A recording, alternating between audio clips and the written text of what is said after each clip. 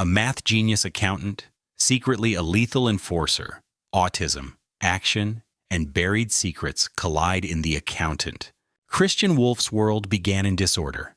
The only refugee was control. Born autistic, his earliest days are spent rocking, chanting Solomon Grundy, and snapping puzzle pieces into place, each piece as vital as routine. Young Chris's meltdown over a missing puzzle piece at a dressed-down medical center is soothed by a stranger's kindness. That moment cements his obsession with order and reveals his deep emotional core despite autism's barriers. His father, a military psyops specialist, shuns institutional care, believing Chris must be battle-tested by life. Harsh training follows: martial arts, firearms, survival drills, all in service of discipline over fragility. His mother, overwhelmed and tearful, walks away forever the Christmas after their move, leaving him silent and angry. His father's rules cut deeper than any drill, order above all. In flash forays into adulthood, Christian becomes methodical to a fault. The early scene in which the couple reads tax codes lays bare his methodical nature. He offers them savings. They offer a shooting session on their property, an odd but telling invitation, hinting at deeper talents. When the husband hands him a rifle, Christian's calm precision astonishes, even speechless. Even then, the outlines of his double life appear. The man's reaction hangs in the air. This is no ordinary accountant. Meanwhile, Treasury Director Ray King pulls analyst Mary Beth Medina into his office in Washington. He reveals sealed juvenile arrests and offers her a choice: crack the identity of this financial vigilante or lose everything. A ticking prompt, a faceless war is declared. Meanwhile, Christian's routine returns. His evening ritual is punishing and strange. Strobe lights, heavy metal, shin whacking with a wooden stick, patterns, pain, and precision, the artificial clockwork of his life. A late-night phone call from an unseen British associate instructs him to pursue a new job. He answers. The hunt begins. In that trailer, stuffed with paintings, currency, weapons, Christian Wolff is no longer the boy who needed order. He's the man who enforces it on criminals. And when dawn breaks, two worlds, innocent and lethal, collide in one life. His fate is sealed, but he doesn't know it yet. By day, Christian Wolff runs a modest accounting firm, his office adorned with dusty file cabinets and tax manuals. Clients see him as a brilliant, if slightly awkward numbers guy, a wizard with deductions and loopholes. But behind this dull facade lies an extraordinary secret. Chris is the go-to accountant for international drug cartels, arms dealers, and crime syndicates. His books are cleaner than his conscience.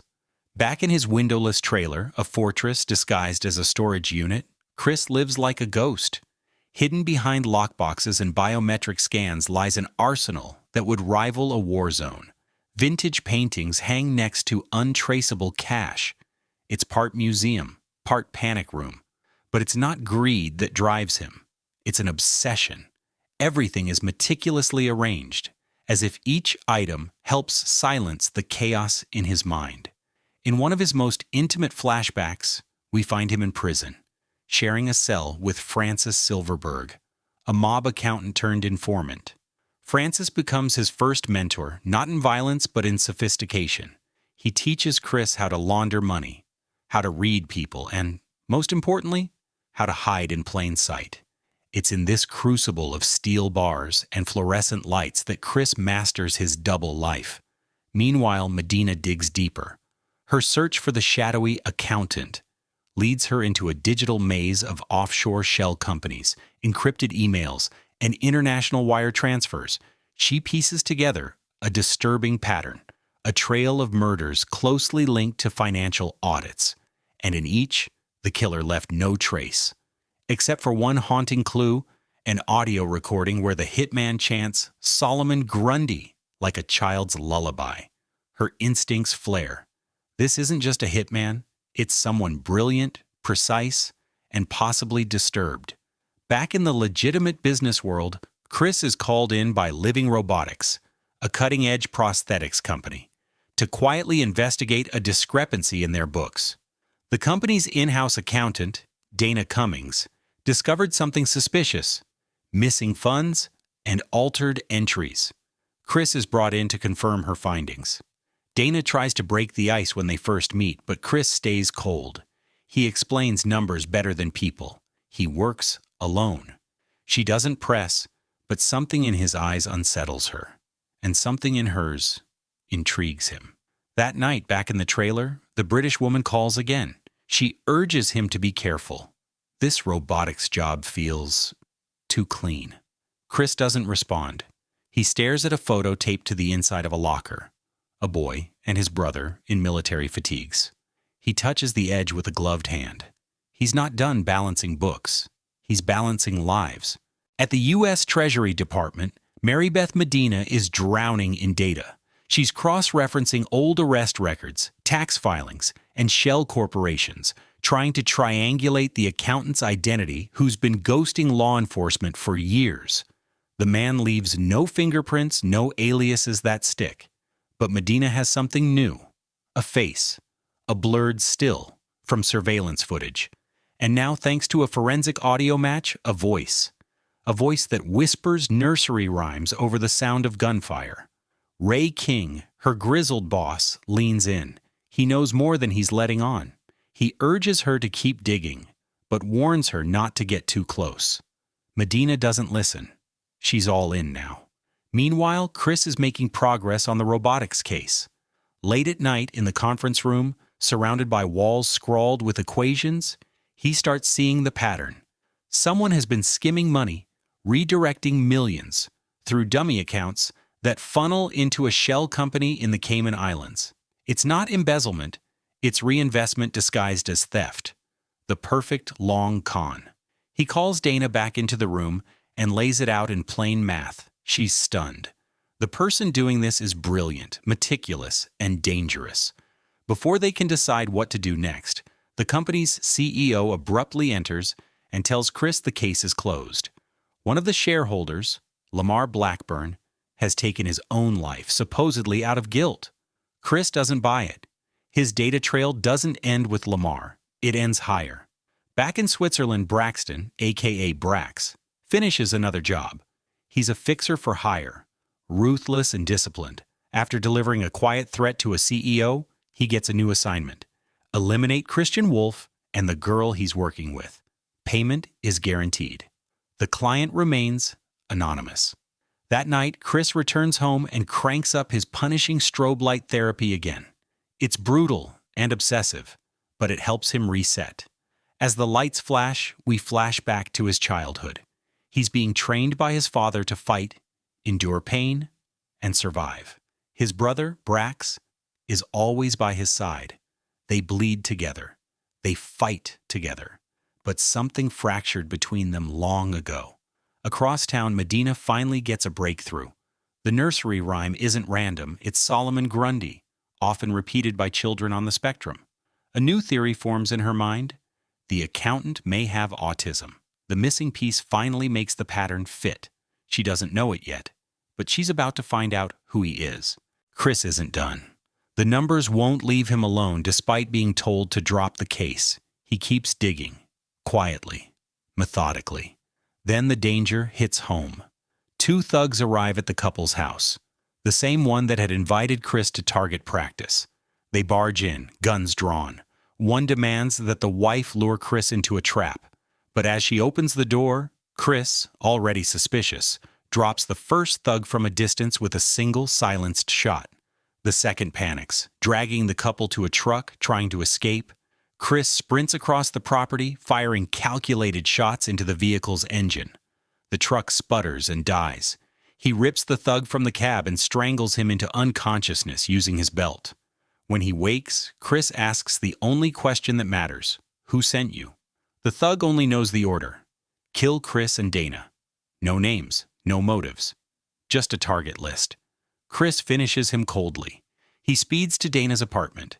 As he pulls up, he sees a man following her inside. No time to knock.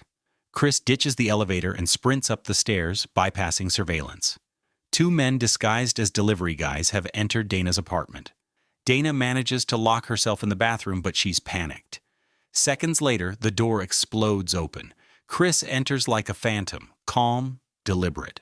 One attacker is taken out before he can scream. The other lasts just a few seconds longer. Dana watches in disbelief as Chris clears the room and quietly reloads.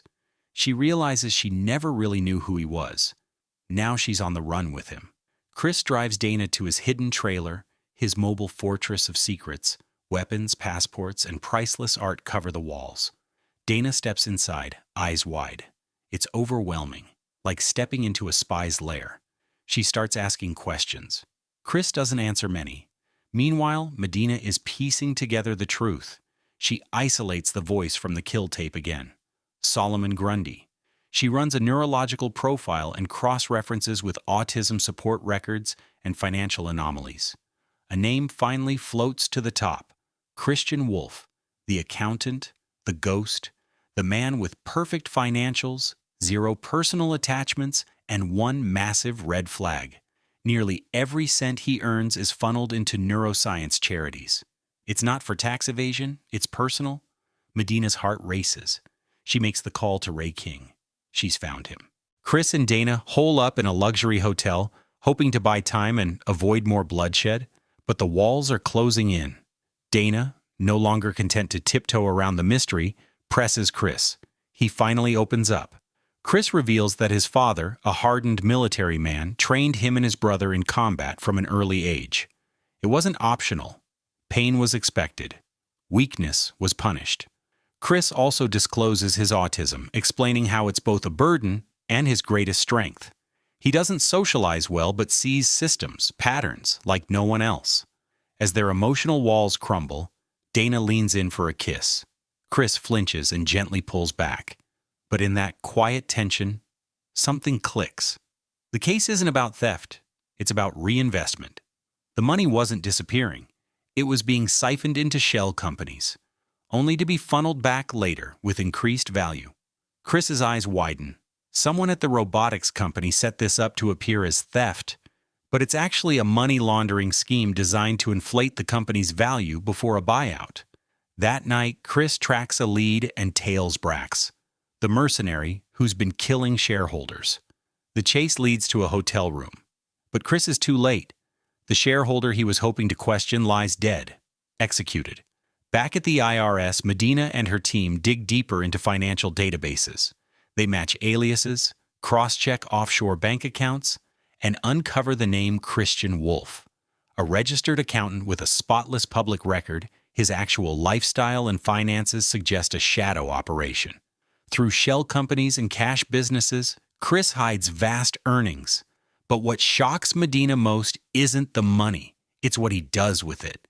Nearly all of it goes to neuroscience research centers, some for autism, some for experimental therapy, others for underfunded institutions. He's not hoarding wealth, he's fueling something bigger, a mission. At the hotel, Chris returns to find Dana asleep. Her vulnerability triggers a flashback. Chris as a child, forced by his father to beat school bullies to a pulp while his younger brother Brax watches. That moment twisted them both, but in different ways. The memory fades, and Chris makes a decision. Dana's now in the line of fire. He packs silently, looks back at her once, and leaves. Meanwhile, Ray King and Medina lead a task force to Chris's official residence. They find surveillance gear, burner phones, and guns, but no trace of him. He's always 10 steps ahead. At the same time, the robotics company's owner gives Brax a new mission: install cameras, watch for Chris, and kill him if he shows up. But what does neither Brax nor the company owner know? They're setting the stage for a deadly family reunion. Brax installs high-tech security systems under the guise of protection at the robotics mogul's lavish estate. But his real role is clear. He's baiting a trap. Chris is expected, and everyone's armed. That same night, the landline in Chris's hidden trailer rings.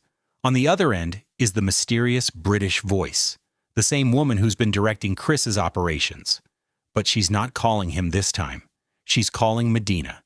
It's the first direct handoff. Medina, now the trusted point of contact, gets a tip. The company CEO, who shut down the internal investigation, is the key to everything. He's not just benefiting from the fake shell companies, he's orchestrating the entire scheme.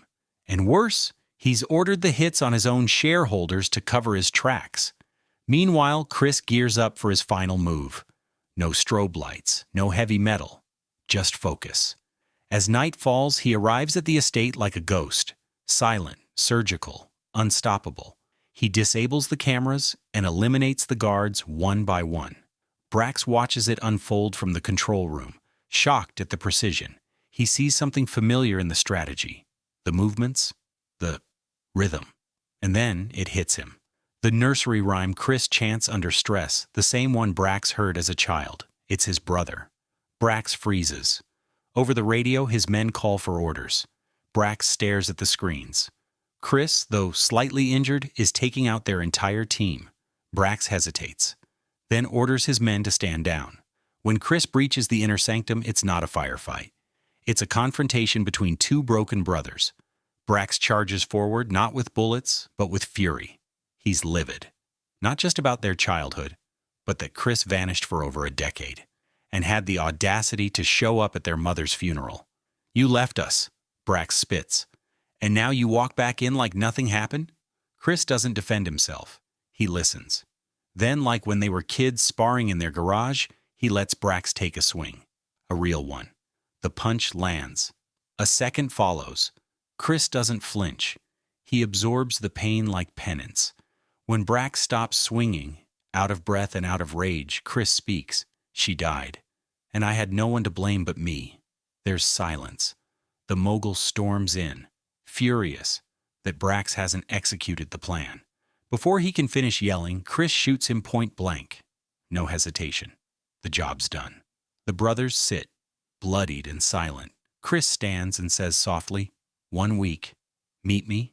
No guns. Just us. Then he's gone. A week later, the dust has settled. But the story is far from over. A new family enters the Neuroscience Center for Children in a quiet suburban neighborhood. Their young son, recently diagnosed with autism, is having trouble adjusting. The parents are anxious, desperate for support. Their son wanders into a side room as they speak with the director. Inside, a young woman named Justine sits alone, rocking gently. The director explains that she's nonverbal but communicates with the help of a voice synthesis laptop. She turns toward the boy, studies him carefully, and then smiles, just slightly. With the tap of a key, her computerized voice speaks. Hello. It's unmistakable. It's the British woman. The same voice that guided Chris through every step of his missions. The voice that warned Medina. The voice that called Ray King. She wasn't just his handler. She was Justine, the girl from Chris's childhood. She was the one who handed him the missing puzzle piece when he was about to spiral. She was the one who understood his mind, then and now. Meanwhile, Dana returns to her quiet apartment. She's been trying to move on, processing everything that happened. She doubts she'll ever see Chris again. He had a way of disappearing. Permanently. A knock at the door. No one's there, but on the floor sits a large, flat package. Inside is a classic painting. Odd, but beautiful. Something tugs at her memory. She peels back the outer canvas and gasps. It's the real painting. The one from Chris's trailer. One of the priceless originals. It's his way of saying, I remember. I'm still watching. I care. Somewhere, in another town, Brax steps out of a modest motel and lights a cigarette. He's healing, both physically and emotionally. His brother kept his promise. They met. No guns. Just them. And now, they've got a second chance. Back at the treasury, Medina sits at her new desk. The landline rings. She answers it without hesitation. Hello? The voice says.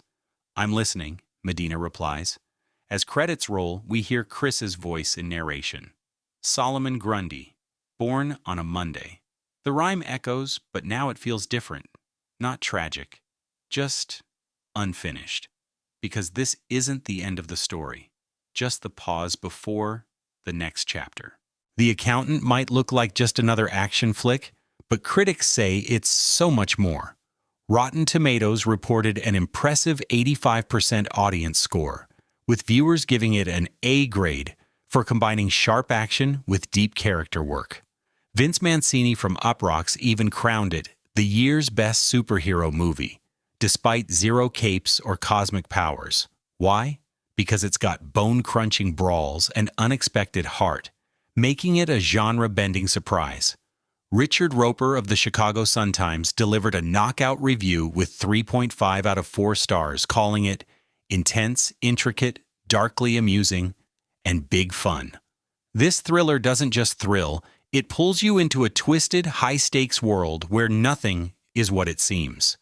Ben Affleck didn't fake a thing. He trained in pencak silat, a fierce Indonesian martial art, to make those fight scenes painfully real. And that brainy edge? Totally legit. The movie was filmed in Atlanta and on the Georgia Tech campus, where a real accounting professor not only advised the script, but even made a cameo. Now that's what we call balanced action. The Accountant isn't just a thriller. It's a layered portrait of a man shaped by trauma, discipline, and isolation, yet yearning for connection. Chris Wolff is both feared and misunderstood. He is a mathematical genius trained for war, burdened with a past that won't let go. But beneath the cold calculations lies a wounded boy still searching for order in a chaotic world. Ultimately, the numbers don't just add up, they speak. They reveal a man who channels his pain into precision, his silence into strategy, and his solitude into something quietly heroic. His bond with Dana, his protection of Justine, and his final reunion with his brother all hint at a man finally finding peace on his terms. Consider subscribing if this story moved you, inspired you, or made your heart race. We break down the twists, unravel the hidden meanings, and bring you the stories behind the story. Hit the like button, subscribe, and come back for more.